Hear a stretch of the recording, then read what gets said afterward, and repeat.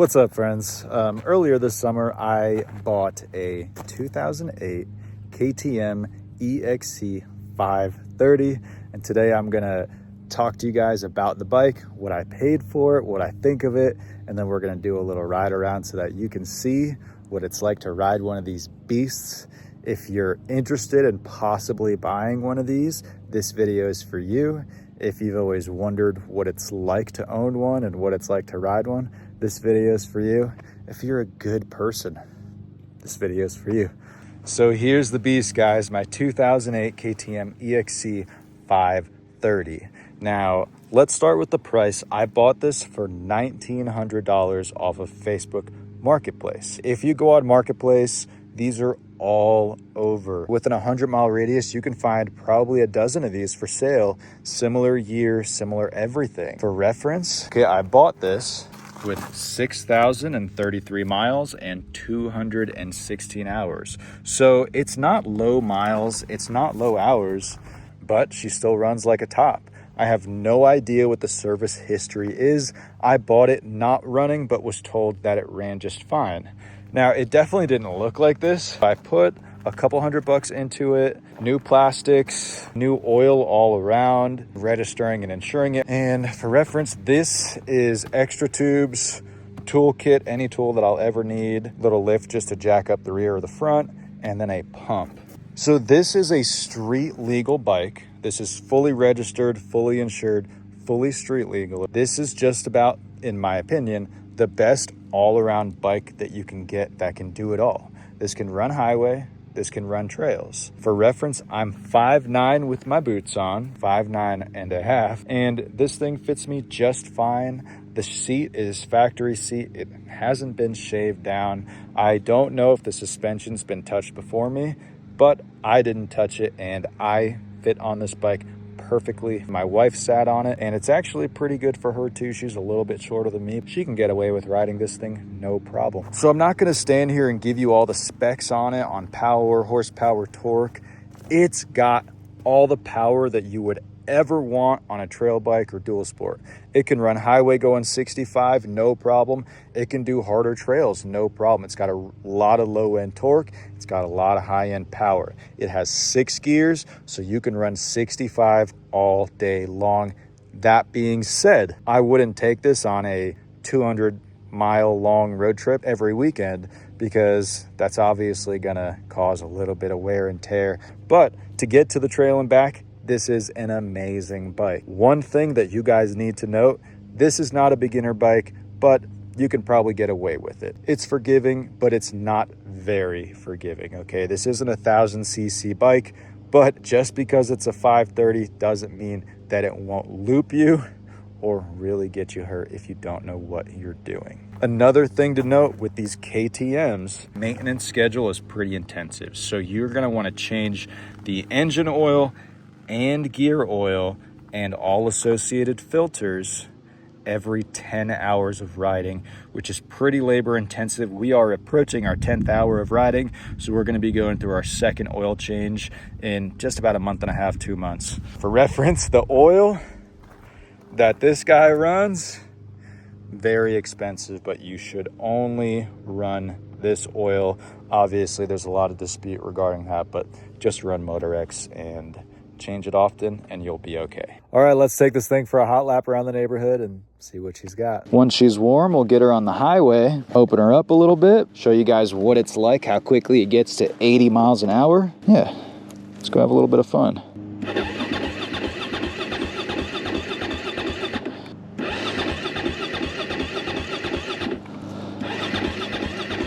All right, so bike didn't want to start. Perfect example of why you want a kickstart on your bike.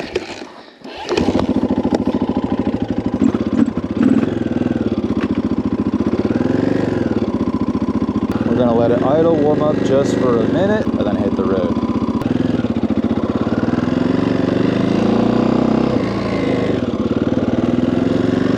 So while this bike's warming up, I'll tell you a little bit about my experience. I'm not a motocross rider. I didn't grow up riding dirt bikes my whole life. I grew up riding my friend's dirt bike. My first dirt bike I rode was Travis Strobeck's, and we just rode around his field. The second dirt bike I ever rode was a TTR 225. That me and my buddy Tom, we bought for 250 bucks.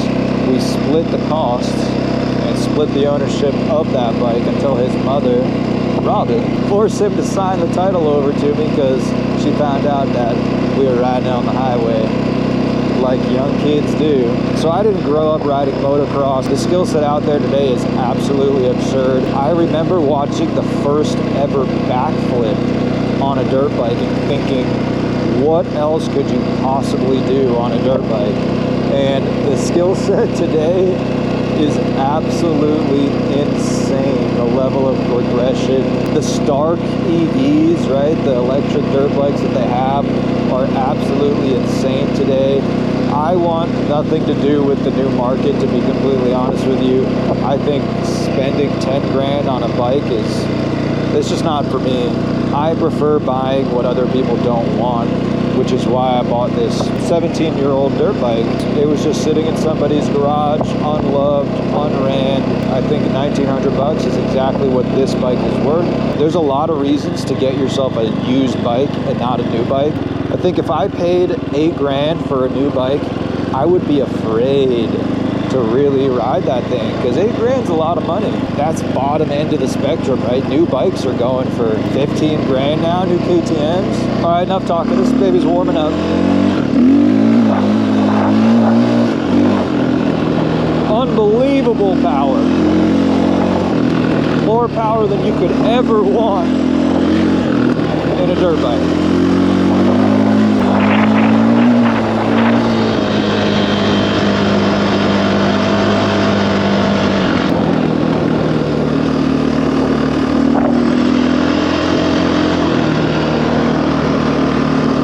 This bike has unbelievable power, guys. If you're looking for an all-around trail bike, honestly, look no further.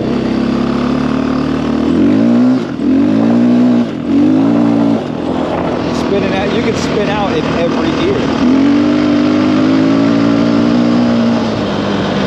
Insane power, guys. Absolutely insane power.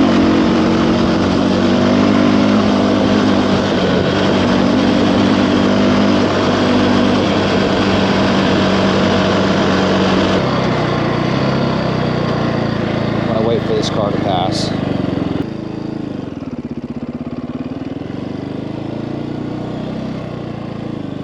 So as far as specifics, like nothing on this is cable, it's all hydraulic, which all the new bikes are.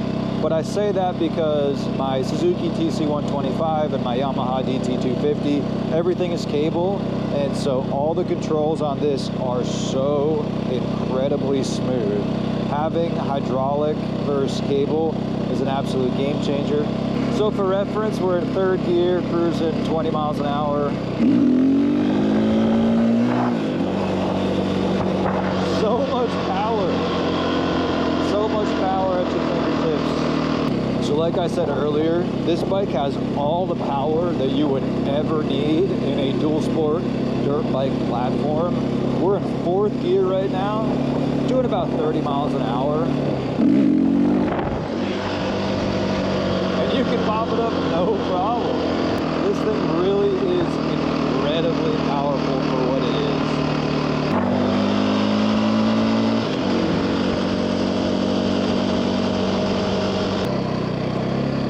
I'm gonna do some quick laps around the neighborhood.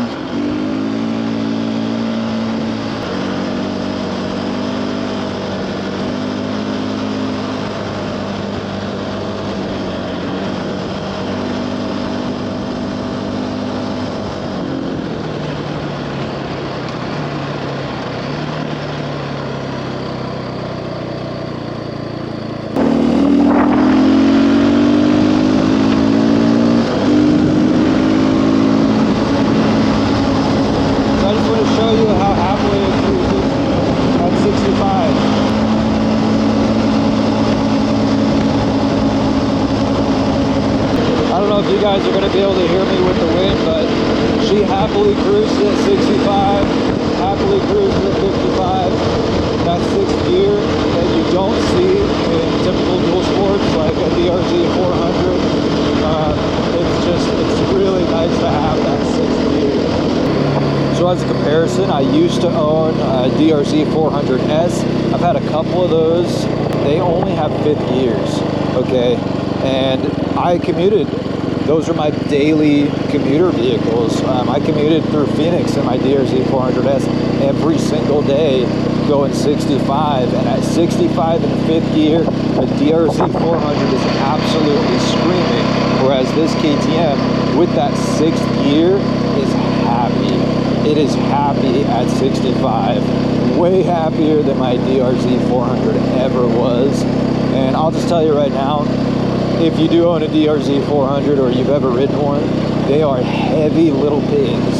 Slow, heavy little pigs. Now, they're incredibly reliable, incredibly fun, but the power is just, you can't even compare the two. This engine feels so tight compared to a DRZ 400. Light, quick, strong, whereas the DRZ, even though you can run those things forever, it felt like a slow little pig compared to this thing. Let's rip this last little bit and head on home.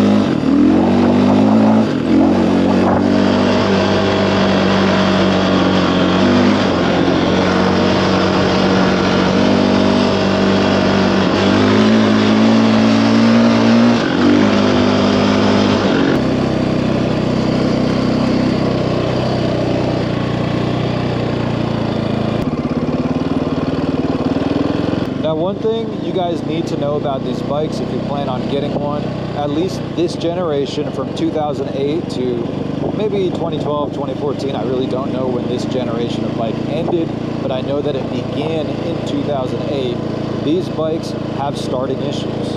That is an issue that I have ran into. I demonstrated it in this video. You guys saw that the electric start wouldn't work, but it's never not started with the Kickstarter for me. So that's actually a plus, right?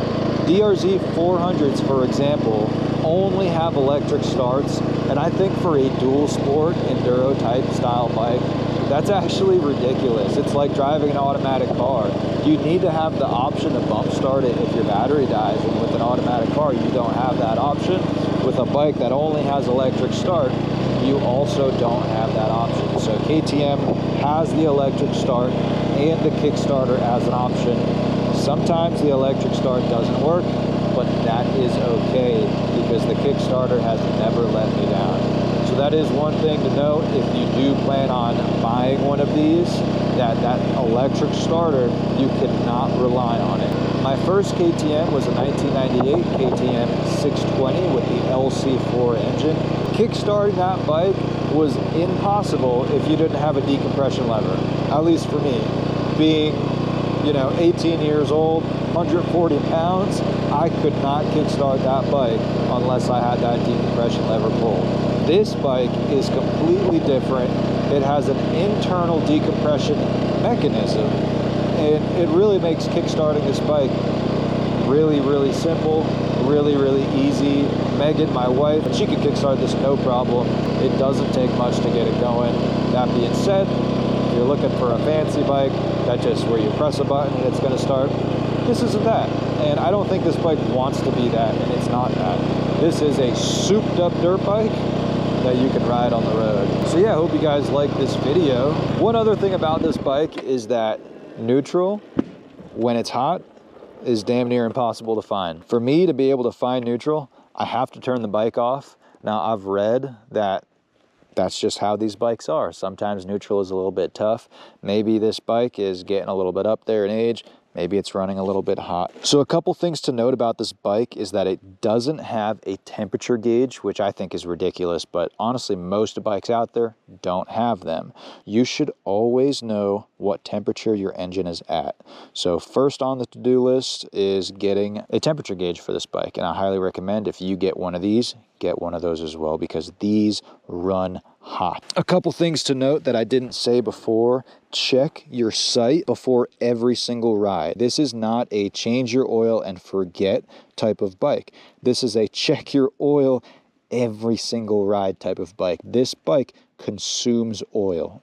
Another thing, these are air cooled and water cooled, so don't idle it for too long, but more importantly, check your coolant and check it frequently. So these bikes love to run hot. If you get one of these, you have to make sure that the coolant level is high. If they run low on coolant, you're going to overheat and you're going to seize your bike, and it's going to be very expensive. I'm going to see it on Facebook Marketplace for less than $1,000 because the motor is dead. My first KTM, okay, it was a hard learned lesson. My 1998 620 LC4, I blew up the engine. I seized it because I didn't check my coolant, and I ended up having a little bit of a leak, and it ran just a little bit low for there to be an air pocket and for the circulation to not be good enough.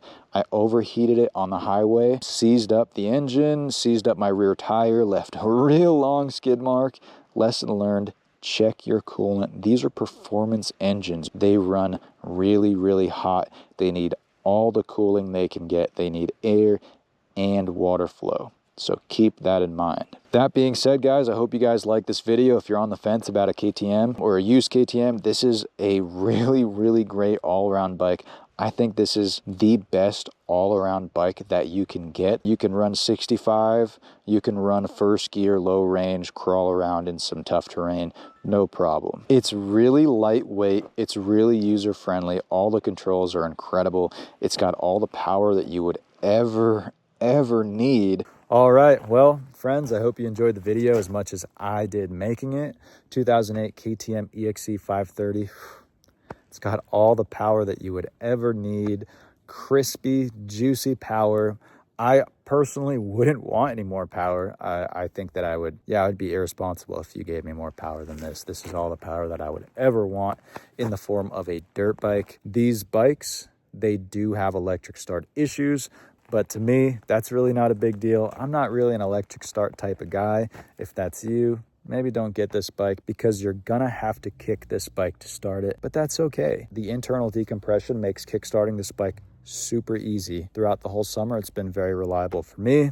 I'm very happy with my purchase. You know, it kind of got me thinking why I didn't buy one earlier. Go on Facebook Marketplace. These are all over the place. Just do me a favor. If you get one of these, keep your oil topped up and change it every 10 hours, and these bikes they'll hold for a long time.